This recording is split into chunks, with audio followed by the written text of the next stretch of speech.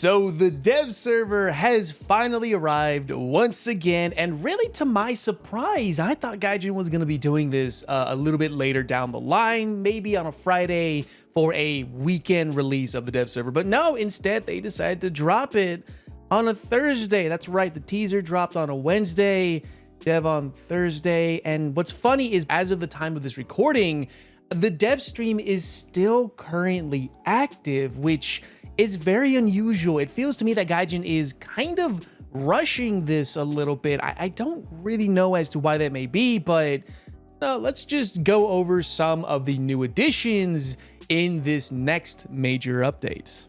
But before we go ahead and begin this talking head, I do have to give you guys a bit of a disclaimer. Everything you're going to be hearing me talk about, you're going to be seeing is entirely subject to change. This is the dev server. Nothing is set in stone. Some armor values may get better, they may get worse. Some new features may come in, new missiles, new vehicles. I mean, Gaijin doesn't give us everything as a content creator. You may see some things in the dev server or in the dev streams that you won't be seeing right here for either one of two reasons. One is, as a content creator, a partner one anyways, they don't give us access to everything.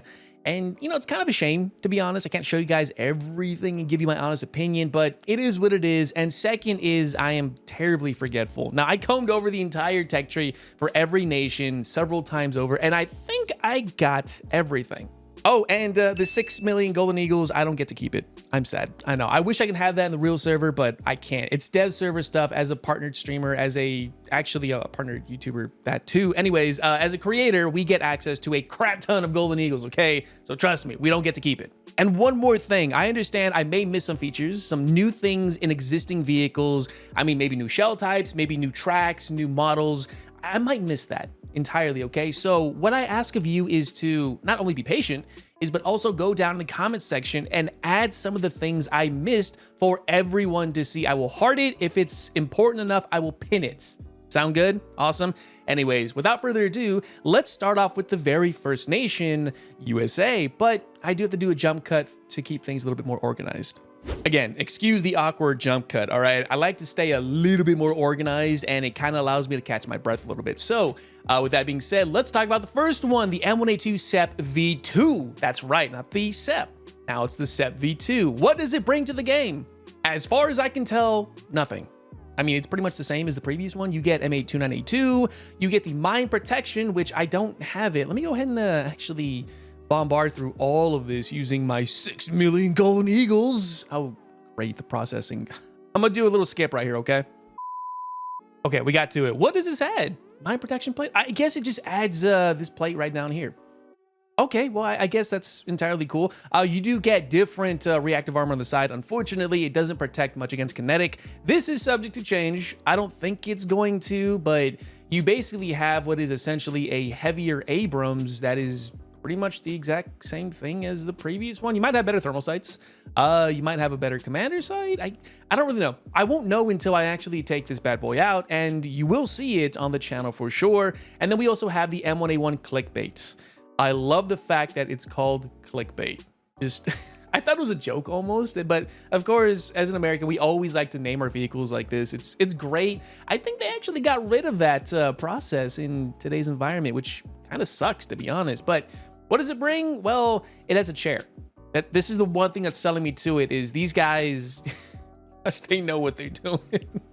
Let's see what else it has. M829A1, which is brilliant. It also gets thermal sights, likely Gen 1. You don't get a CITV, at least from what I can tell. You get a soft kill APS. It's basically the same one as the M1A1HC in the tech tree, but just a premium. And you also get MPAT, which is the biggest thing about this, in my opinion. And then next up, we have the F-15A. That's right, we're getting the F-15. I personally think it's a little too soon for it, but, you know, it's here. And what does it bring? Well, it is I think it's the earliest version of the F-15. I could be entirely wrong. Don't quote me on that. When it comes to its air prowess, I can't really give you any sort of information on that. I could tell you what it has, though. You know, A9Ms, A9Ls. It has GBUs. It doesn't have that many GBUs, so I don't think I'll be using this as a top drop for CAS. I'll use it, but it won't be my primary focus. I'll leave that to the F-16s for the time being. And really, that's it. I'll leave this information to the professionals out there like Defin and Adam the Engineer and Ash, etc. All those other amazing pilots. Go check them out. And then we have a boat. That's right, we have a big boat. The Renoke. Don't we get a new one too? Or no, this was the one they were talking about, right?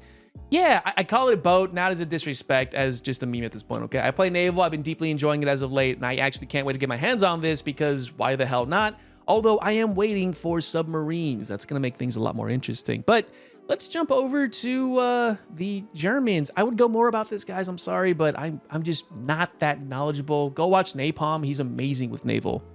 You know, I went over to the forums on Facebook, on Reddit, and everyone was complaining, oh no, Germany's not getting a new Leopard. I'm big mad, boycott this game again. I'm not kidding. Someone said boycott this game.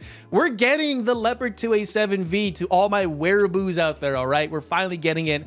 This skin isn't done, so as you can see, it's just, I guess, a placeholder, you know, for the direct model.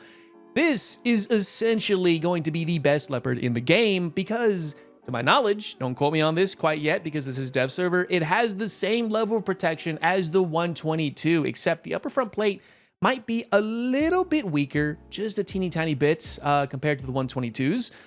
The front plate right here, from what I could tell, is actually pretty impenetrable to pretty much everything minus like a Chrysanthemum missile. But kinetic rounds are gonna have a hard time going through this upper front plate, which is where I like to use or shoot to destroy Leopard 2s.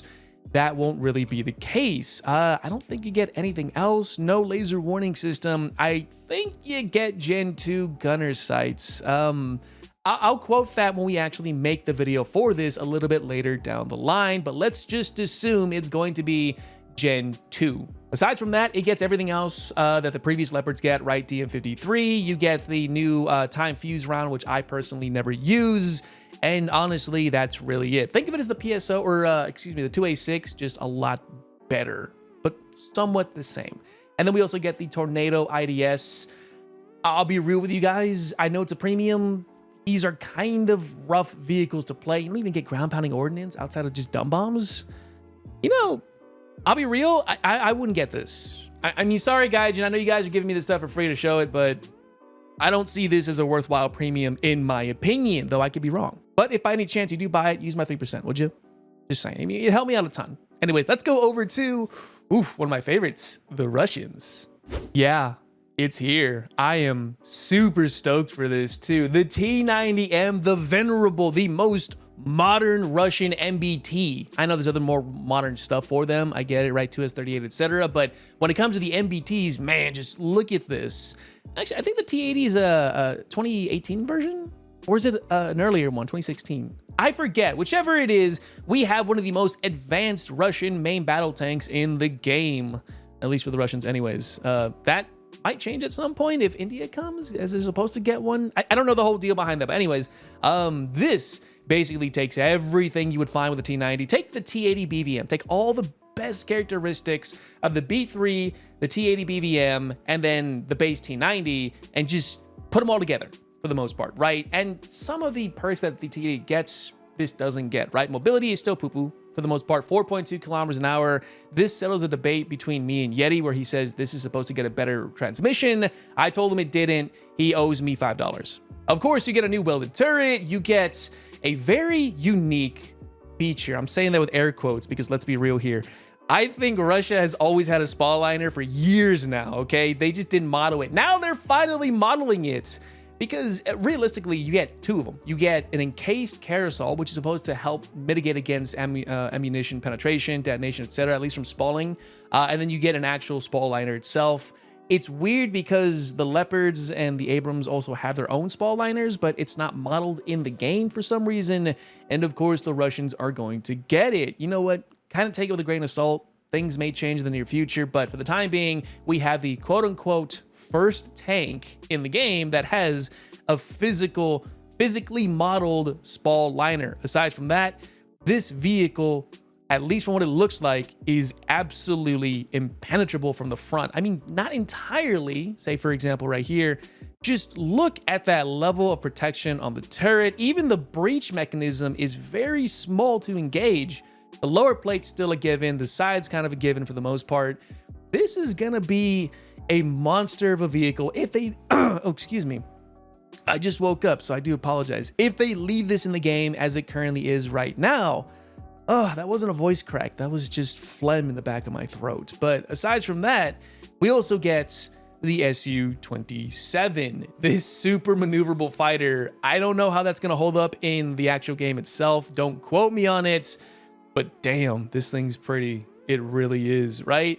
You get decent ground pounding ordnance. I can't talk about its aviation, you know, prowesses like the F-15, how good it's going to be as a dogfighter. I'll leave that to the professionals. You get R-73s, R-27Ts, and I think you even get the Rs, but not the, is it the T1s, the exports?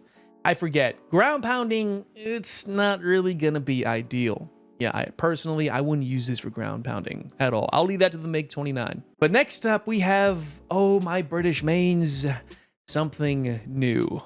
Rejoice, my British mains out there. You finally have a new Challenger, the Challenger 3 prototype. That's right. I'm glad they brought this in. I didn't think they were going to, but I'm super happy that they did. Now, unfortunately, it doesn't really add more compared to the previous Challengers. The armor, at least from what I can tell, is pretty much the same. It's just, if you know how to kill this thing already, you're going to have an easy time doing it here as well, unfortunately. But it does get, of course, a new gun. You get DM33 and you get DM53 based off the L52? An L55 gun, excuse me. So basically, you have the Leopard 2A6 and 2A7's gun on a British platform, and you also get a better performing engine, which puts this on par with every other nation except for, of course, protection. But let's be honest here, if you have mobility, protection should be the least of your concern. And then, of course, we have the OES. I did just make a video on the TES, and great, I had to postpone that until this coming Sunday, so keep an eye out for that. But basically, this is a TES, what I could tell. ERA right here, same thing. It's not even ERA for the most part. It's just, yeah, it's composite. It's the same thing as the TES, okay? And then, of course, you have a big boat, another one. Ooh, this looks pretty. Yeah, I'm digging this. I mean, granted, I don't like British vessels. They don't work out too well for me. I'll leave this again. Napalm, if you want to cover for me, here you go, buddy. But let's go over to the Japanese. So it looks like they're getting a new artillery piece. I think a patch late. They should have been introduced in the Kings of Battle, in my opinion, but at least they're getting something new, right? 10 seconds of reload. It doesn't look like, no, you don't have a laser rangefinder. It is 7.0. You do get a big round too. I mean, derp guns are fun, to be honest, but you probably won't be seeing me use this, unfortunately. But to those who enjoy the derp guns, there you go. You got something new.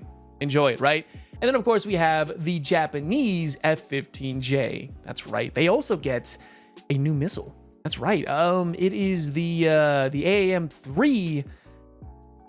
I don't know what this is comparable to. Okay, so if you want to help me out with it, maybe the PL-8, maybe the R-73. I don't know. Listen, I'll let the professionals deal with this. Let me know what this compares to and if it's any better. I'm pretty sure it's going to be a lot better, but you know, we'll kind of leave that to the way it is. It doesn't get any ground pounding ordnance, so it's not going to be a huge focus for me, although I will pick this up myself to basically have, you know, anti-CAS roll for ground RB.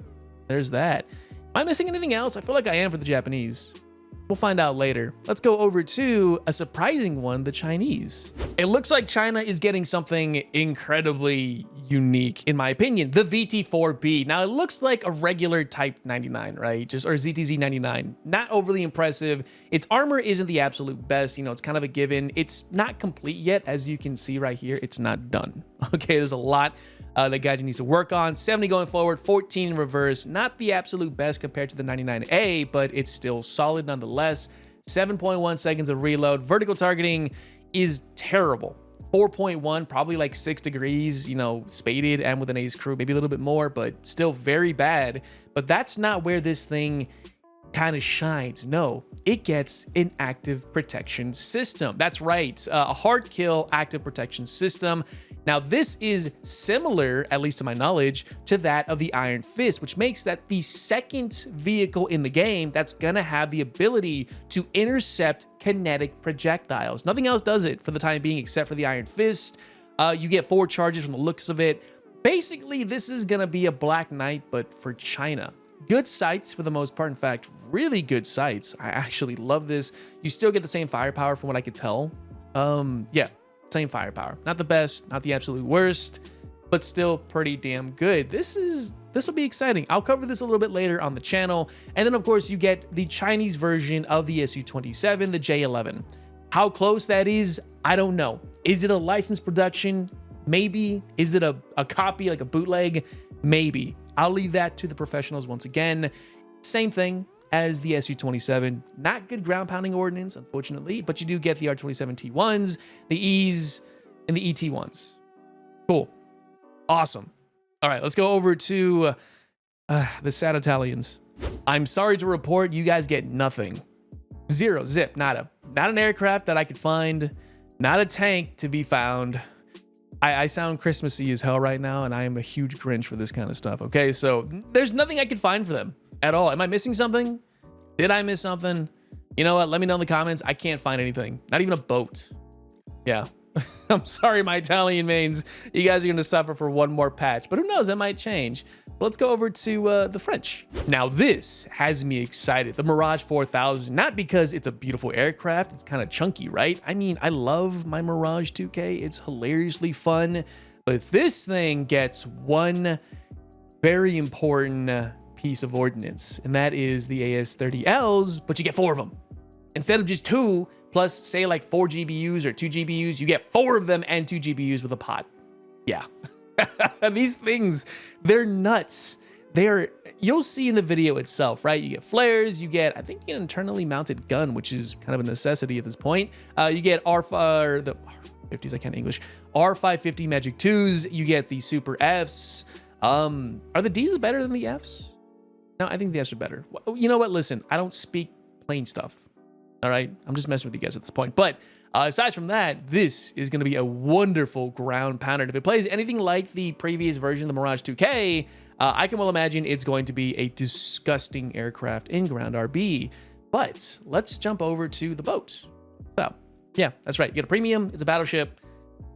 Napalm, once again, cover for me, would you? Seriously, go look at him. He's awesome. Let's go over to the Swedish. And then next up, we have, of course, the Swedish and their STRV 122B+.